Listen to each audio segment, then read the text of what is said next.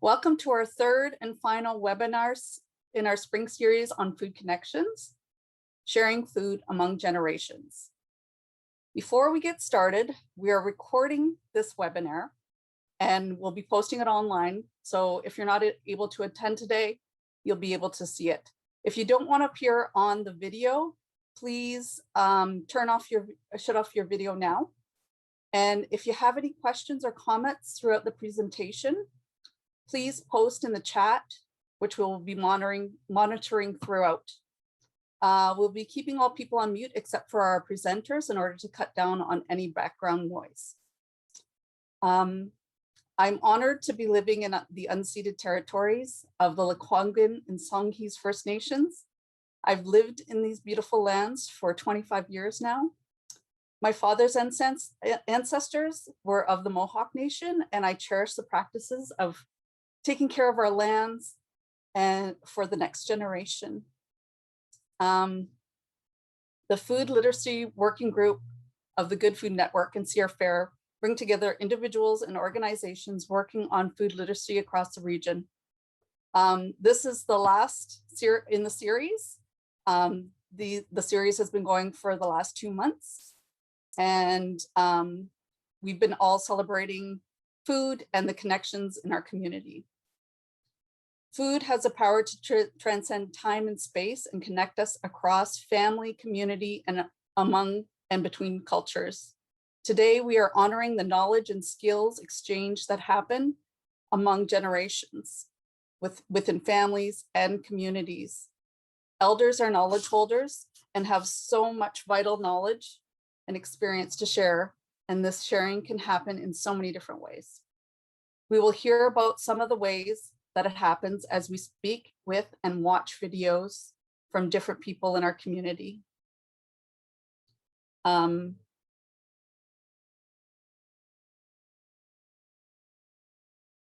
Okay, so we've already went through all this. Make sure you stay on mute.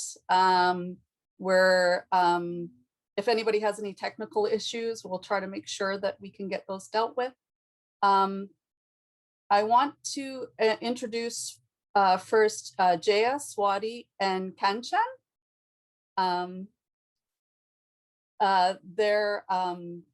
If they could introduce themselves, I would really appreciate you guys just doing a little quick introduction. And then we're going to show your video. Okay.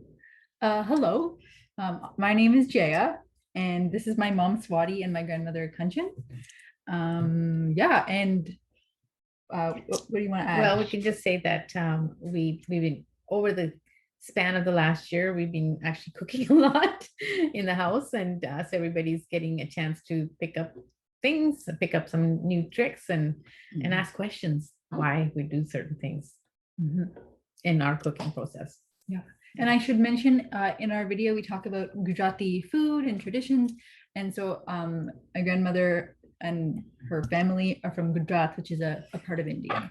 Yeah. It's a western province of India. Yes. Yeah, because I born and brought up there in India. I was 9 years old when I learned this cooking. Yeah, so this is a tried and tested recipe. Very much experience also in that cooking. But it is interesting. The cooking has so much good art. And plus the way you are cooking and the way people are eating, they have really satisfaction. I believe in that so much. That way, if you have a good recipe in your mind and you can do good thing and people can enjoy so much, it's hard to say. I have come. Welcome to our third and final webinars in our spring series on food connections, sharing food among generations. Before we get started, we are recording this webinar and we'll be posting it online. So if you're not able to attend today, you'll be able to see it. If you don't want to appear on the video, please shut off your video now. And if you have any questions or comments throughout the presentation, please post in the chat, which we'll be monitoring throughout. We'll be keeping all people on mute except for our presenters in order to cut down on any background noise. I'm honored to be living in the unceded territories of the Lekwungen and Songhees First Nations. I've lived in these beautiful lands for 25 years now. My father's ancestors were of the Mohawk Nation, and I cherish the practices of taking care of our lands and for the next generation. The Food Literacy Working Group of the Good Food Network and Sierra Fair bring together individuals and organizations working on food literacy across the region. This is the last in the series.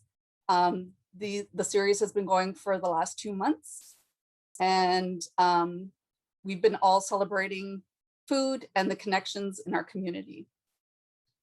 Food has a power to transcend time and space and connect us across family, community, and among and between cultures. Today, we are honoring the knowledge and skills exchange that happen among generations within families and communities. Elders are knowledge holders and have so much vital knowledge and experience to share, and this sharing can happen in so many different ways. We will hear about some of the ways that it happens as we speak with and watch videos from different people in our community.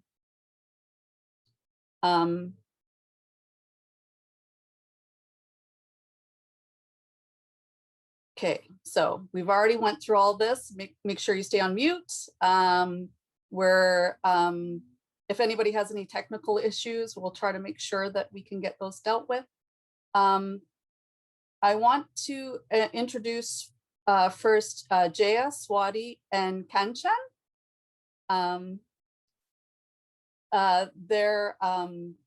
If they could introduce themselves, I would really appreciate you guys just doing a little quick introduction. And then we're going to show your video. Okay. Hello, my name is Jaya, and this is my mom Swati and my grandmother Kanchan. Yeah, and what do you want to add? Well, we can just say that we've been over the span of the last year, we've been actually cooking a lot in the house, and so everybody's getting a chance to pick up things, pick up some new tricks, and ask questions why we do certain things in our cooking process. Yeah. And I should mention in our video, we talk about Gujarati food and traditions. And so my grandmother and her family are from Gujarat, which is a part of India. Yeah, It's a western province of India. Yes. yeah, because I born and brought up there in India. I was 9 years old when I learned this cooking. Yeah, so this is a tried and tested recipe. Very much experience also in that cooking. But it is interesting. The cooking has so much good art. And plus the way you are cooking and the way people are eating, they have really satisfaction. I believe in that so much. That way, if you have a good recipe in your mind and you can do good thing and people can enjoy so much, it's hard to say. I have come through so many people. They love so much cooking, of which I used to do when I was young. They do remember even after many years. Yeah, but it is fun, believe me.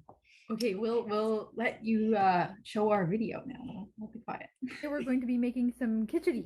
Yeah, And what do you like especially about khichdi? Is it your favorite food? yeah, it is my favorite food. Since young age, I'm eating very nicely. It is nutrition. It has it's a mixture of rice and lentils and much seasoning, and it's like a comfort food, right? It's like nice and warm, good to eat. Yeah, and a home food. So Yeah. thing inside, yeah. Yes. So what are we doing first? We're going to First, soak we will have to soak 1 cup of rice with half a cup of that plenty. mung beans, split Yeah. mung beans. Right, Mom? Yeah. Yeah. So it's a ratio of like 1 cup of rice to half a cup of split mung beans. Okay, so we're adding 2.5 cups of water. Yeah. And what we just heard there was that khichdi is something that farmers in India and in Gujarat would eat every day, like porridge. Every day. It's like the go-to supper food. You'd eat it with a special type of roti called rotla made of millet flour. Yeah, right. Yeah. The rice, a bit of a rinse. Yeah, and then put 2.5 cup of water right now for soaking half an hour. By the way, we can get stuff ready, other stuff ready. Okay. While your rice and mung beans are soaking, Yeah. you want to put together just a pot. This isn't on heat or anything, but it just has 1.5 tablespoons of ghee.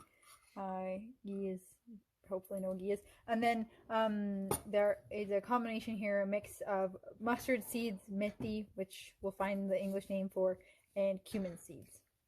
Cinnamon. So we're gonna add some cinnamon bark, whole cinnamon bark, and 6 or 7 cloves as well. Right. Yes, to the pot. Yeah. Into the ghee there. Okay. Yeah. Okay, so now the mustard seeds are popping, so we're gonna add the onions. Yeah, now onion and let me slow down. Yeah. And we cook the onions until translucent. Adding the rice and mung. Okay. Okay, It's hard to hear about. I can't. let me help. Okay, I can't film and do that. Okay. Here. If my hand is clean, I will use hand, okay? Okay. Yeah, after putting this, and we have to add now stuff which we have haldi and that two things, okay? Yes, so now we're going to stir it a little bit and add some turmeric and salt. And salt here. Yeah. There is very, We're doing 1/2 teaspoon of turmeric and 1.5. and 1.5 teaspoons of salt.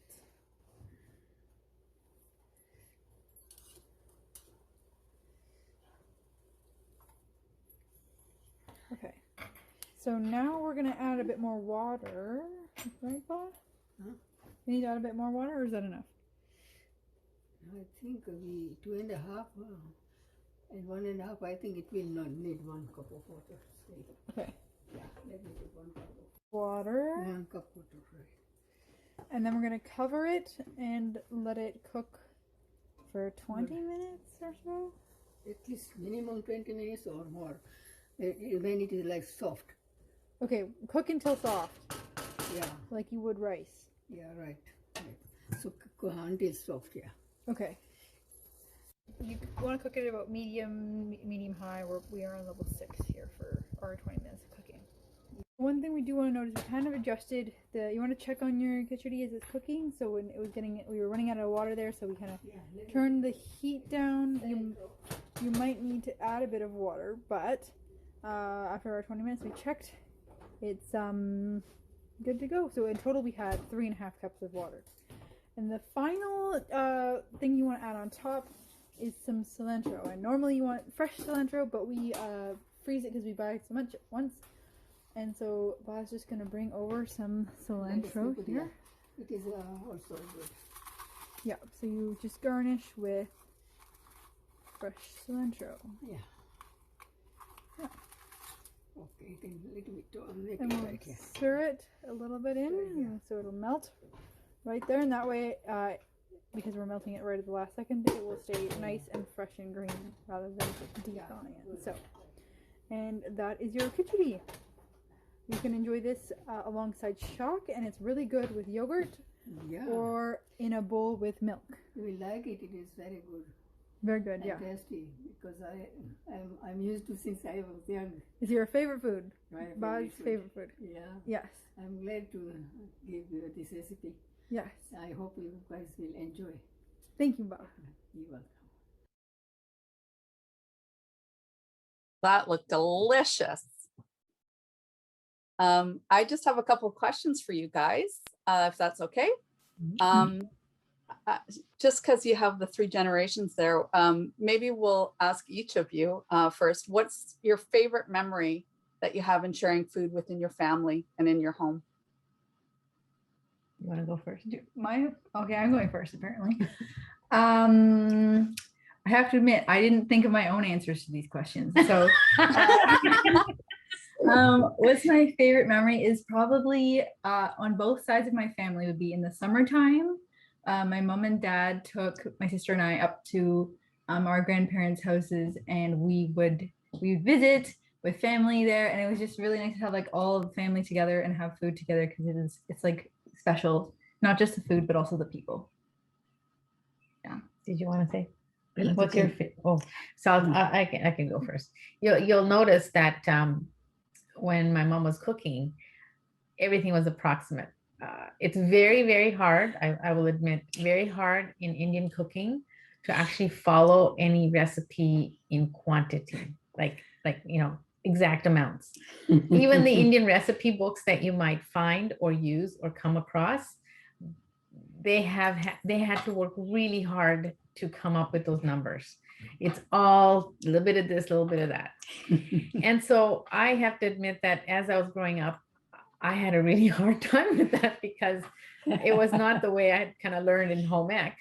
And I was also growing up in North America, and so it was crossing generations from that perspective.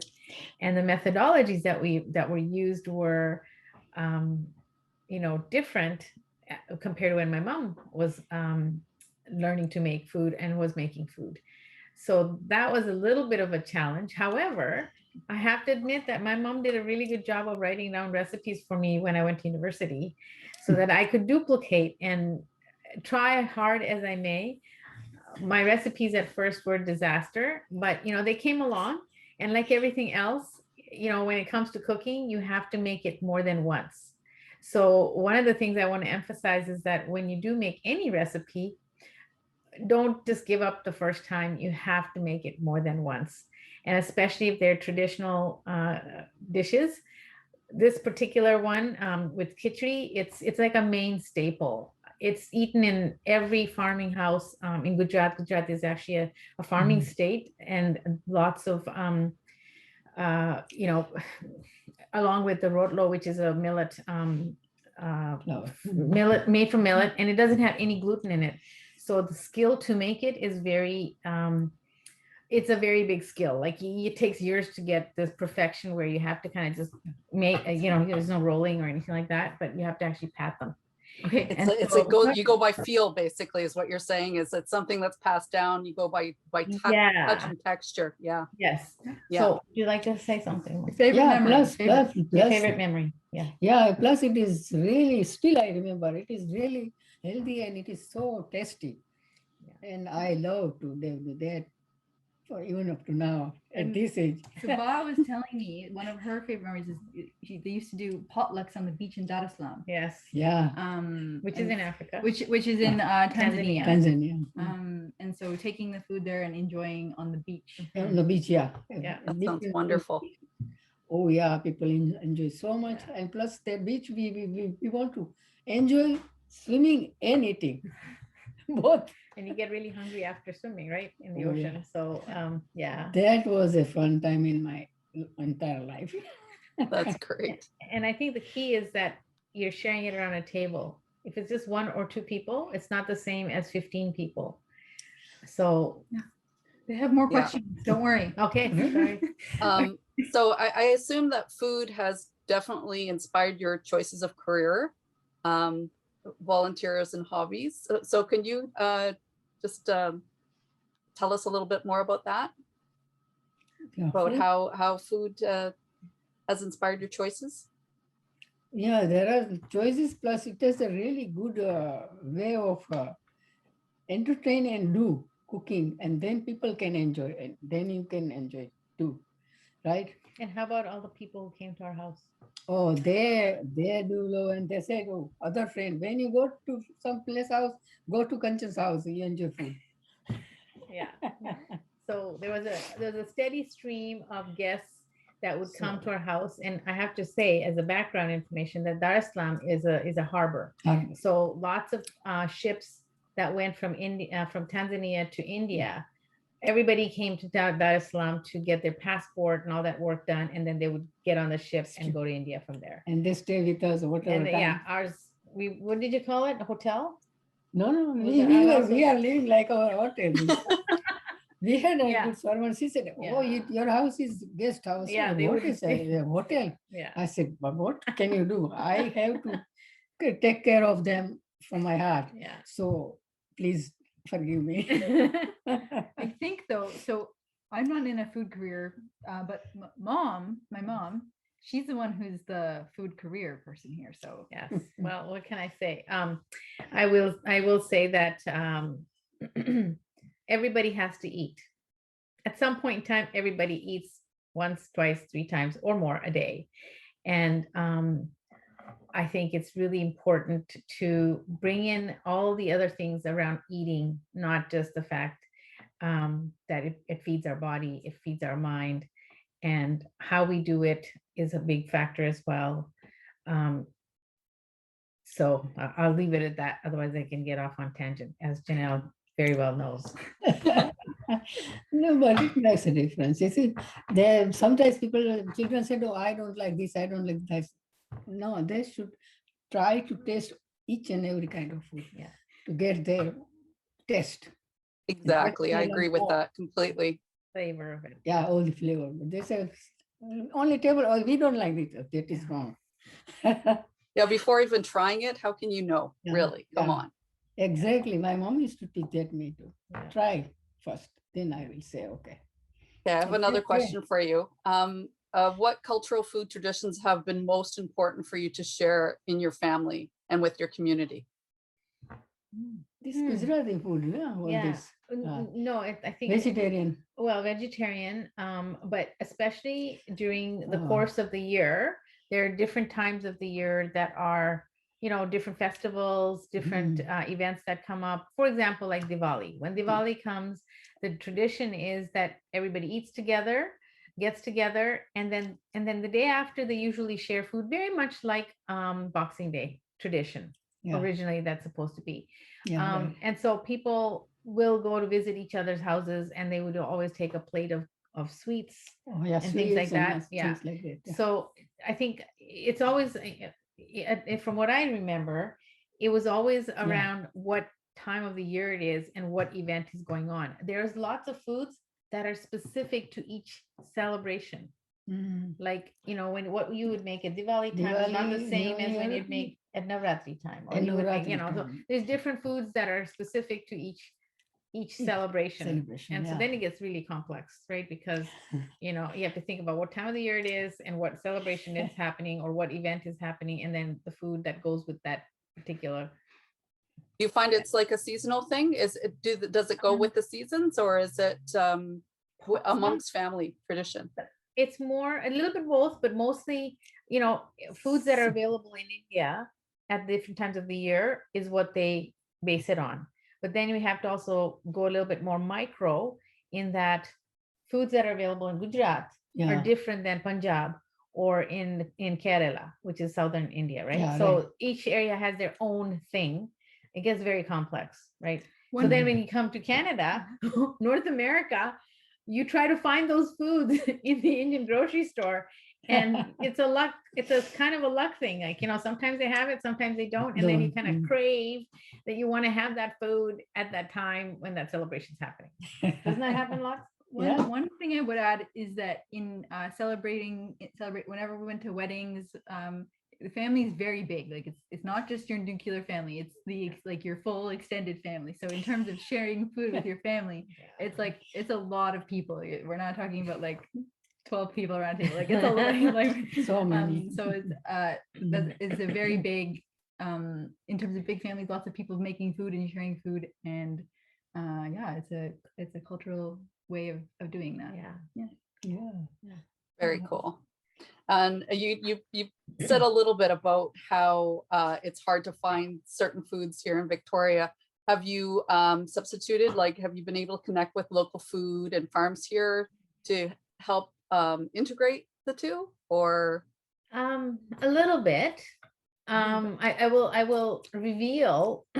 So when this webinar gets out, it might catch on. I don't know, but I am in a special group within our Gujarat, our temple, and it's fascinating, both as a dietitian and as a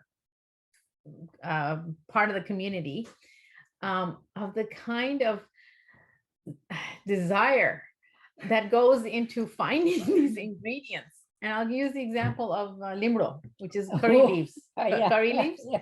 And somebody will pop a question into the group chat and say, has anybody seen any curry leaves today?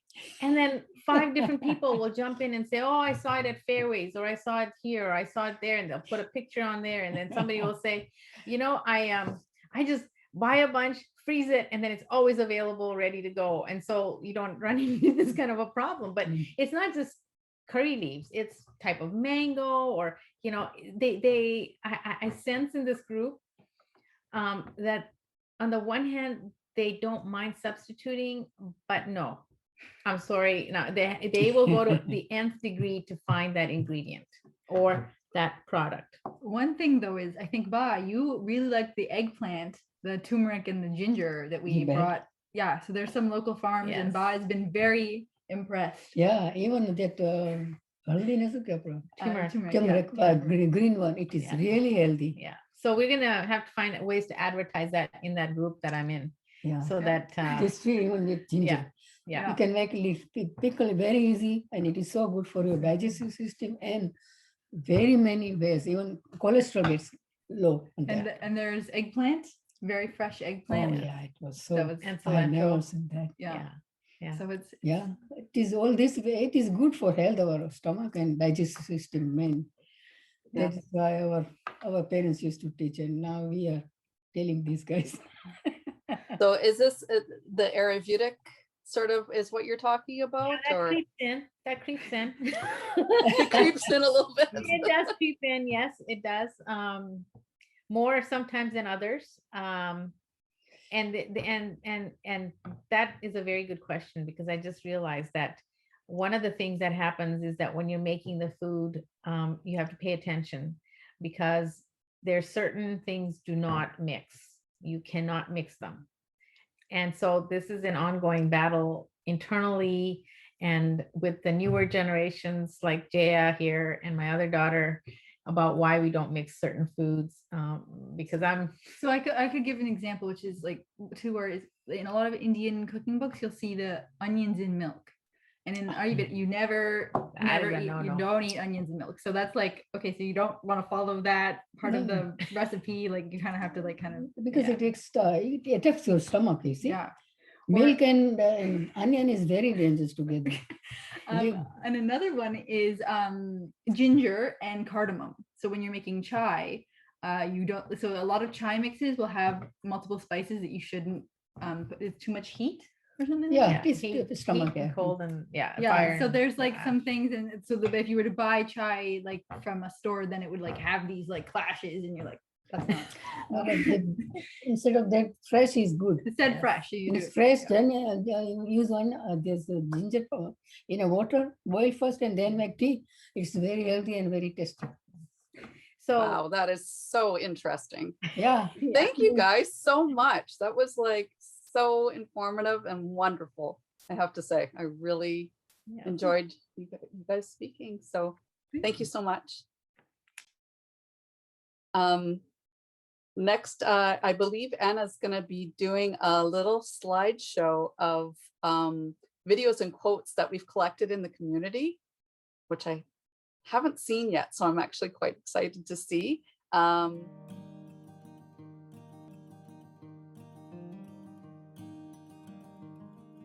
Growing up in the Okanagan, our lives were very tied to the seasons and the fruit that grew in the hot summers. My mom taught my sister and I to preserve through canning and making freezer jams. And today, both my sister and I continue this family tradition of canning and making salsas, antipastos, and jams.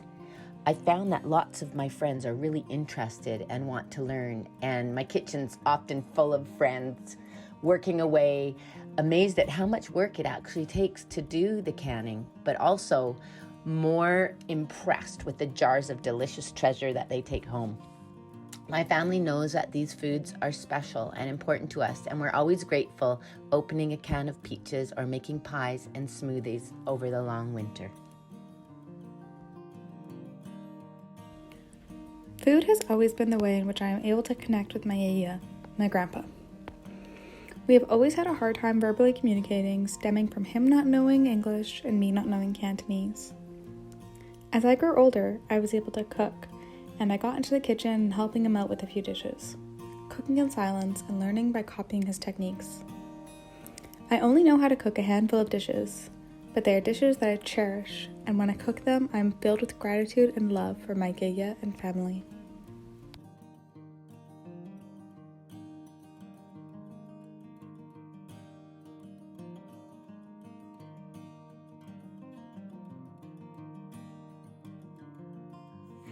After you pick them up off the ground, what do you have to do? You have to take off the shell. You're right. And then what we do is we put them on a cookie sheet in an oven for about 10 to 15 minutes. This stuff all bubbles up and gets soft. And then you take them out of the oven and you put them in a towel like this. And then after that, rub the towel over the hazelnuts. And what it does is it helps to remove a little bit of the brown on here. The reason we cook them is if we left them just raw, in time they'd start to grow. But if we roast them,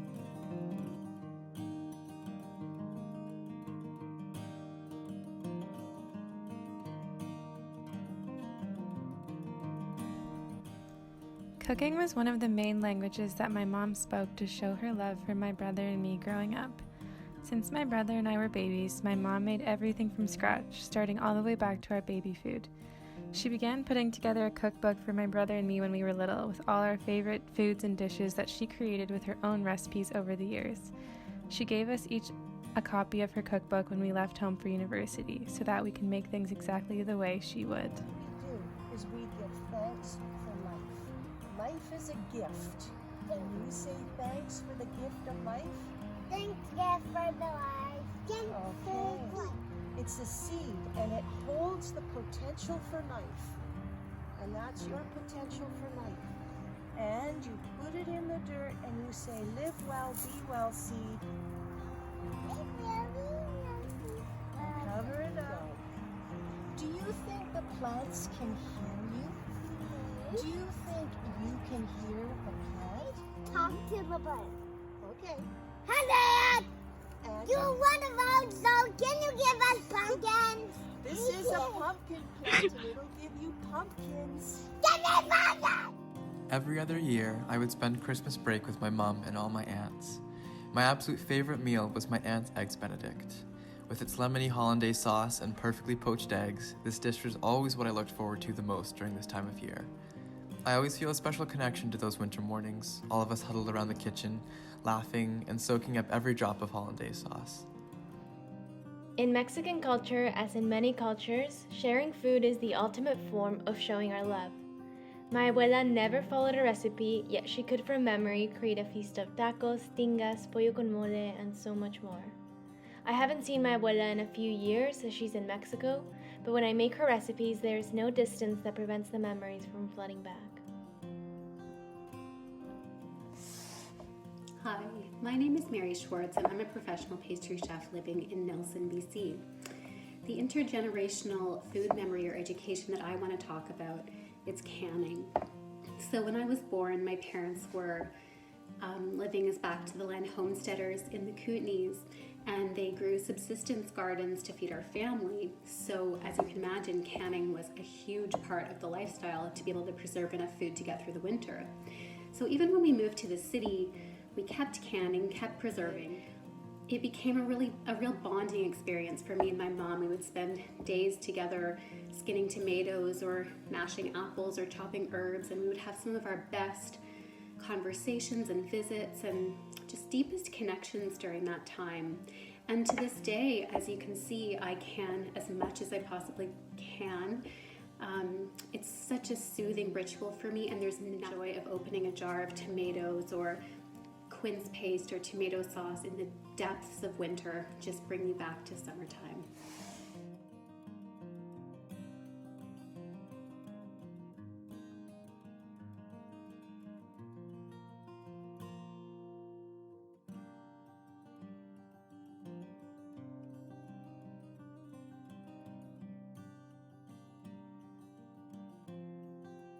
Awesome. Well done, everyone. That was just so beautiful. Next, we're going to introduce our panel. We have two panelists today. we have Pat McGuire and Amanda Adams. Pat, if you could go off mute, and Amanda, I just want a little introduction from each of you. Just tell us about something about yourself and your connection to food, if you could. Do you want me to start? Sure. Thanks, Okay. Pat. I mean, I'm a kid. I had grandparents. My dad's family had a farm in Salmon Arm. They had cattle and grew all their food. I wasn't that familiar with it because we didn't spend time in Salmon Arm growing up. But when we did go back for family reunions, and my dad had 2 brothers, so the brothers would all assemble with their various entourages. And we would sit around a big table in Grandma's kitchen, and it was always August. So it was corn that was being harvested. And so we would have corn and fresh tomatoes and probably homemade bread and butter. And that would be the meal. And everybody's sitting around and just enjoying that. I remember her sandy soil, which is very familiar to Salmon Arm. It's totally different than here. My mother cooked for the family of 6. She was a homemaker until I was in high school, and then she went back to her profession, which was nursing. So she knew about food and nutrition and kept us on the straight and narrow. Nevertheless, she would overcook the spinach and serve lima beans, and both of which I hated as a child. Spinach has changed now. We had to, eventually we got to doing the dishes. There was the roster of the 4 of us kids. We would rotate, and then started making our own sandwiches when Mom went back to work. So we'd make sandwiches for school and throw them in the freezer. So that was how we handled that. My dad was always growing tomatoes, lettuce, and onions. That's what he wanted. So wherever we were, he would just carve out a little area and do that. He didn't talk about it with the family. We really didn't talk about growing anything at all. And I just remember it was one summer when I was in high school and everybody was off at camp. And he and I were just there. And I then did go out into the garden and looked and asked questions in the small area where he was growing. My mom we were military, so Dad had to, do social stuff, and Mom rose to the occasion on that. So she was used to cooking for a gang of people over and above our family of 6. And I think that's when I moved into the place I'm in, the fellow had garden boxes already laid out. And this was back in 76. And things have changed a little bit, but that was the impetus to start learning about growing in a more concentrated way. Nevertheless, I fooled around. I wasn't really successful in much. And I know that you don't work the soil anymore, but there I was sifting it through my fingers. So I was just destroying all the microcosms that were in there. I learned that now. I got serious about growing and seed saving through Caroline Harriet. And this would have been in the 90s, probably late 90s. She's no longer here. She lives up island, but she was an early guru about organic growing and saving seeds. And she would drive that through your skull, and people got so tired of hearing it, but she did that. And then I also, mid 90s, I'm a bit of an organizer. And so when somebody suggested James Bay needed its own farmers market, we copied. I was on the initial board, and it was modeled on Moss Street Market, which was all the organic farmers, obviously. We did a lame imitation and tried to get some of them to come over and join us. They did not, but the market got established in 96, and it's now thriving and has gone through various iterations. I was very involved in running it while doing a full-time job for the first 6 or 7 years. And then I backed off, and we got enough funds so we could hire somebody. So that's my connection about food and growing here in the Lower Island. Thank you, Pat. And Amanda? Yeah, my name is Amanda Adams.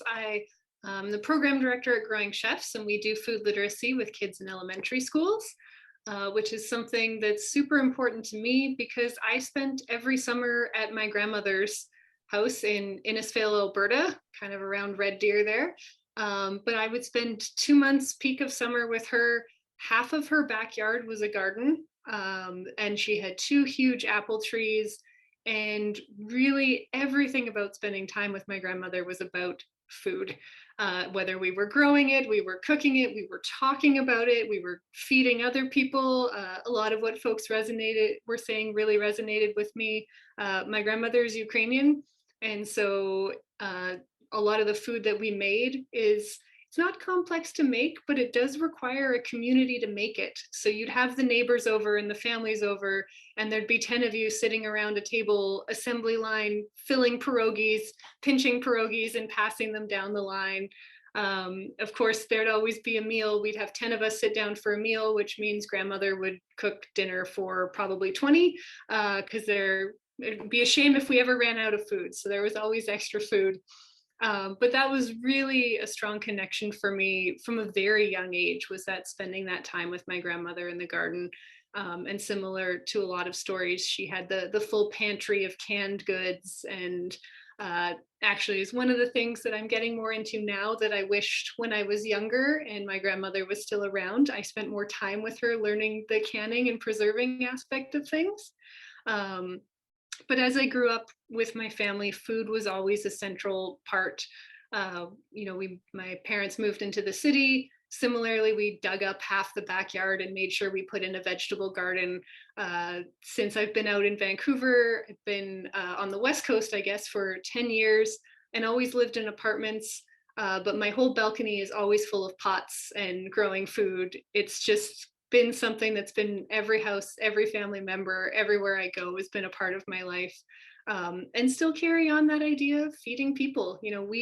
We were the household growing up when I had friends in university who were, far away from home, and they couldn't go home for Christmas or Thanksgiving or any Halloween, any excuse to have dinner, we'd invite everyone over to have and cook for them. And so food has always been a central connecting point for me. And that really comes from my family and building those family relationships. Mm-hmm. And so that's definitely carried into my career, because what I do is connect kids with the community so that they can pass along that food knowledge. I think it was Swati was talking about recipes and not necessarily having like all the measurements and things like that. I really feel through my experience of learning that it's not just as simple as reading a recipe. It's about that connection and the story and the feel of kind of that social aspect of food that's super important, that gets missed if we're not having these connections. Mm-hmm. Beautiful. I agree completely. We have a few questions. I think there's going to be a few people asking. I have the first question though. Do you have a specific memory attached to a food or recipe? And I guess I'll go to Amanda first. Sure. I feel like all my answers are going to come back to my grandmother and Ukrainian food. I'll preface that right now. But my grandmother loved feeding people, and borscht it's a beet soup. So there's potato borscht and beet borscht. Ukrainian is the beet borscht. And she, for years, wouldn't share the recipe with anyone for a while. But I used to drive out to her place when I was going to university in Saskatchewan and to visit her. And I'd usually show up late at night, maybe 10, 11 o'clock. And she would always answer the door. She'd see my car pull in, she'd answer the door, and she'd throw her arms out to give me a big hug. And her hands were always bright purple. And I knew she spent all day making beet borscht just for me. And I wasn't allowed to go to bed. I wasn't allowed to do anything until I sat down and had a bowl of borscht. But to this day, that's just like such a special dish for me to be able to make that beet borscht. And whenever I see anyone with the purple stained fingers, it reminds me of my grandmother and how that was her way of welcoming me every time I saw her. So that's definitely a recipe close to my heart. Thank you. That's great. And same question to you, Pat. Any specific memory attached to a food or a recipe? I think I could just go back to that table at Grandma's place. That's another. Mom, when she was working in the home, she would make bread. So we'd have these huge loaves of bread, white bread, which I won't eat now, but we just slather it with the butter coming home. Or she might have made cinnamon rolls, and there was always biscuits to go with whatever stew, but it was the bread. And there's also, she had a recipe for banana bread that you could make in the blender. And I've used that, you know, for years and years. So that's about all I could say about that. Yeah. Great. I love fresh baked bread with butter. Who doesn't? It's just one of those things that, you know, yeah, heartwarming is the way I would look at it. So I believe, was it Anna? Are you going to do the next one? I think it might be Janelle. I'm not sure if Oh, it's Janelle. Sorry, Janelle. Yeah. Yeah, The next question, I Janelle. can go next, and that, you know, that brought me back to my childhood. My mom is actually on the webinar today as well, and she always made bread. And yes, that smell takes me back to my childhood. So I every once in a while I just have to make bread myself for my kids. So yes, so on to another question.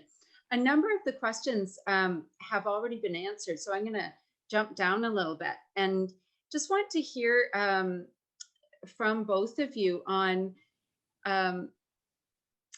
how you're now sharing and why you feel it's really important to share this knowledge and skills with younger generations. Oh, should I say who's going first? Right? Pat, how about over to you first for this one? Okay, so this is would you say the question again, please? Sure. So now at this point in your life, around sharing knowledge and skills with those of younger generations, how are you doing that, and why do you feel that's important? Well, sort of float around here a bit. My daughter was always calling out to me when she was young, going, "Mom, I'm hungry. Come in from the garden and make my supper." Because I would just be out there. That was my release from everything else in my life as well. She moved down to New Zealand several years ago and basically resides there. And in one of the places she lived early on, she decided she would grow vegetables on pots on a deck on a house that she was renting with others, and also beside the house. And she sent me pictures. She'd never done this at home. She never touched the garden, did anything in the garden at all. She would, you know, see the benefits and help herself to the raspberries or the apples, etc. But I didn't formally do anything. It was just she grew up with me in the garden, both the ornamental and the food thing. So I was really happy, and she's living in a condo downtown, and she or in the city she's in. And I said, "Do you ever think you'll grow veggies?" Oh yes, she's definitely going to go there. My brother and sister are in town, and they inherited the family land and built on it. They set out a huge enclosed garden area because they have to deal with deer. But they are also growing, and my brother's never really grown a whole lot. It's more my sister. I would plant 40 tomato plants up there, and then she would do the harvesting and maintenance of that, and my dad would oversee out the window and make comments because he no longer did the gardening. So it was my daughter. There are when I have extra plants, I'm talking to people on the street. A lot of people go by, they notice my garden if I'm out there working it.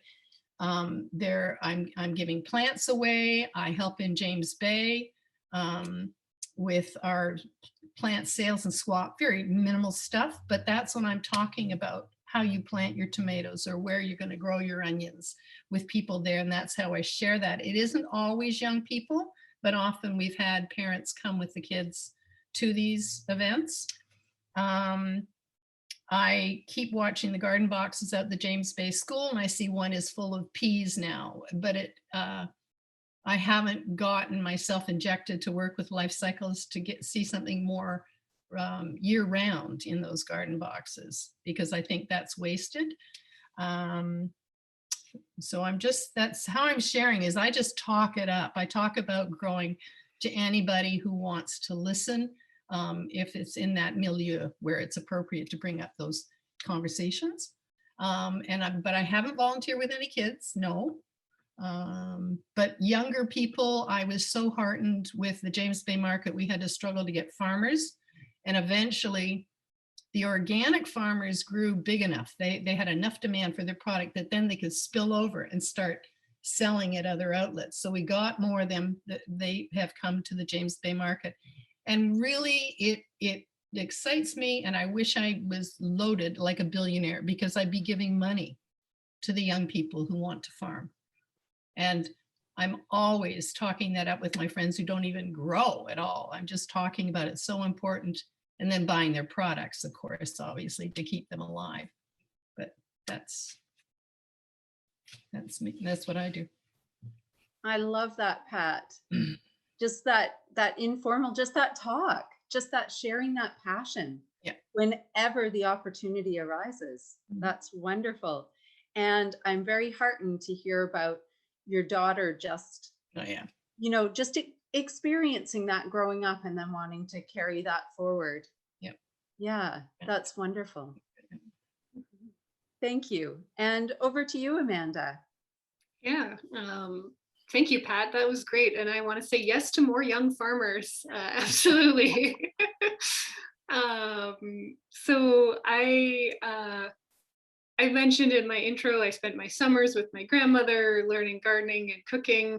But I will also admit I was the university student that moved out of my house and was eating craft dinner and takeout all the time, because it was family time. It wasn't what I associate with my grandmother, but didn't necessarily take the time to ingrain maybe the lessons in that.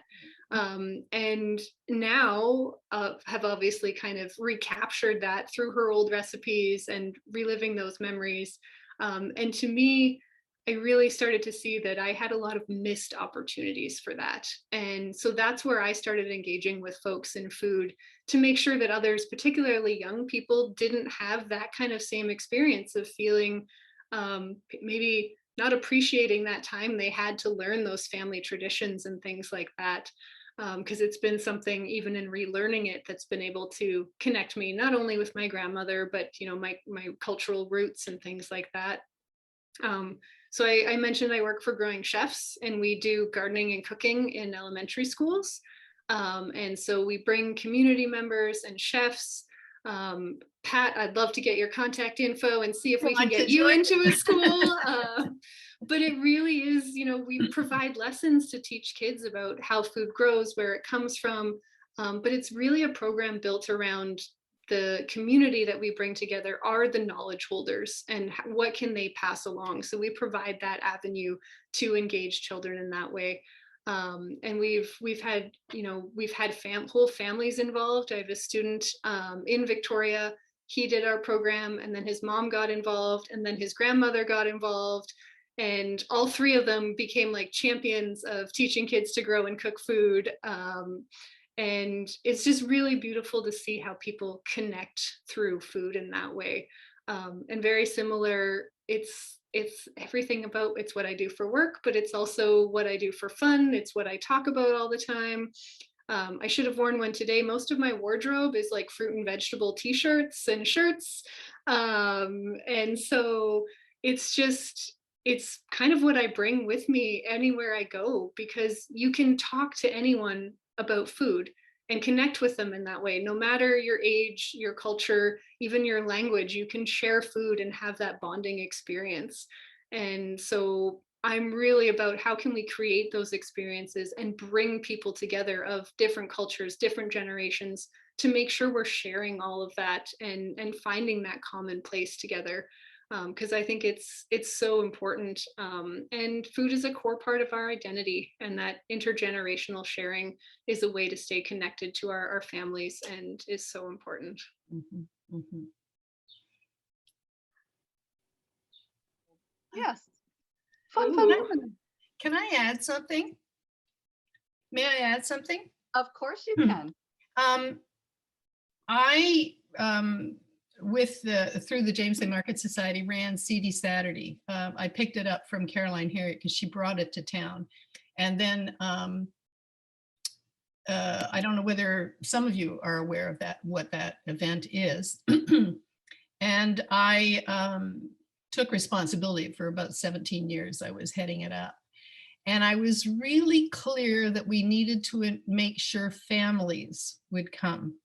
And so there was always an area for kids to do stuff. And it was always about growing. It was either count the beans or plant a seed and go away with it, or read books about, and there were some educational materials I got, you know, off the net for BC teachers. But it was informal, and it wasn't supposed to be a babysitting thing, but we sort of were loose and letting the parents go off and buy their seeds, because it was all, I kept it all in the same room for safety's sake.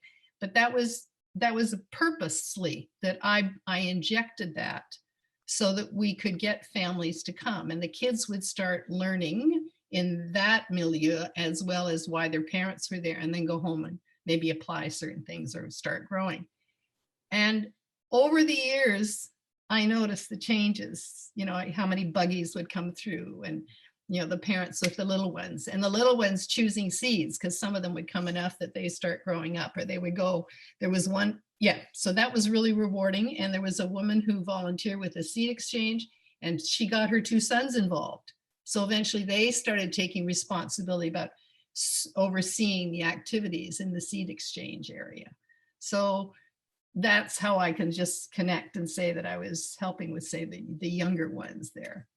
Okay.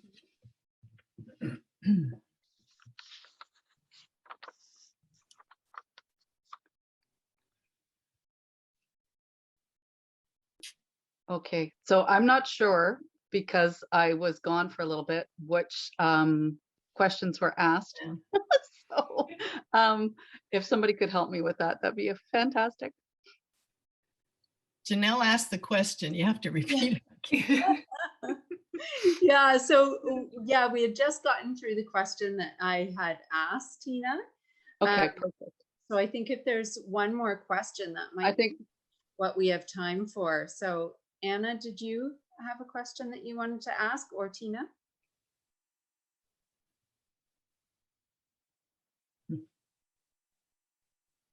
I can ask it. I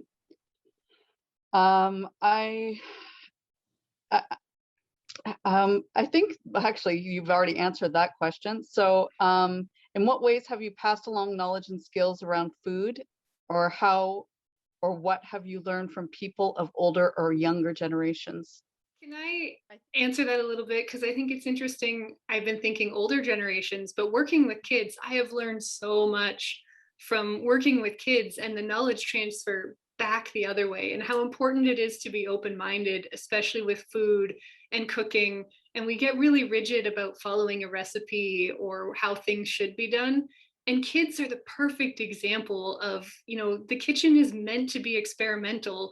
It's called the culinary arts. It's an art. Be creative, have fun. And honestly, I've learned so much from cooking with like 5-year-olds, to just like kind of let go and go with it and see if it works. And if it doesn't, then try again. And so I think it works both ways. There's a lot we have to learn from the younger generations as well, and need to be very open to that. Mm-hmm. Interesting. That's great. I agree with that.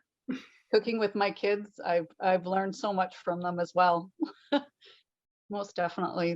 They have a different way of looking at how to prepare, you know, how to prepare food and how it should be done, you know, and it's not wrong. It's just a different way, you know. Yeah. I think we have time. If anybody else wants to ask a question, we could open it up to the group. Anybody have any questions?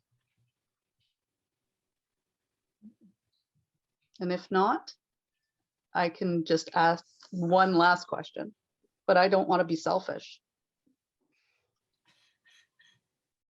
Okay. Go ahead. Okay, so how is this sharing the sharing in your knowledge happening in your life right now? For me, it's connecting with my neighbors who are new on the block, and just making, if they've asked some questions, then I will answer them, or I can give them some things out of my garden. I just like, I'm helping the seed stuff in James Bay on our modest level. I have lots of friends who grow food and ornamentals, and we're always talking about our gardens one way or another. And it's very challenging now with the climate. It depends on where you're living in the city. There's so many different pockets where you can be growing certain vegetables and not others.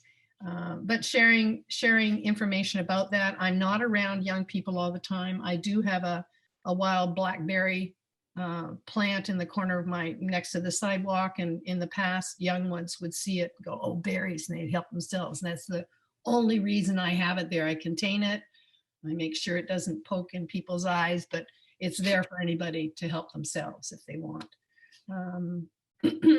And I have to admit, there's a guy next door, he's bought the place and he's done some renos, and then to make it look pretty, he brought a bunch of pots in of plants, and he planted them close to the sidewalk. It's not food, but I told him, I said, you can't plant it that close. You're going to have to cut things off because you can't interfere with sidewalk and people walking along. So I gave him some ideas, but it's very clear he could use the help of a real horticulturist, and that's not me. But the food, prices of food are going up. I'm incensed about it, actually. I have asked the Daily, which is an online feed here in town, why don't you do an article about food costs? Because it is going to impact families.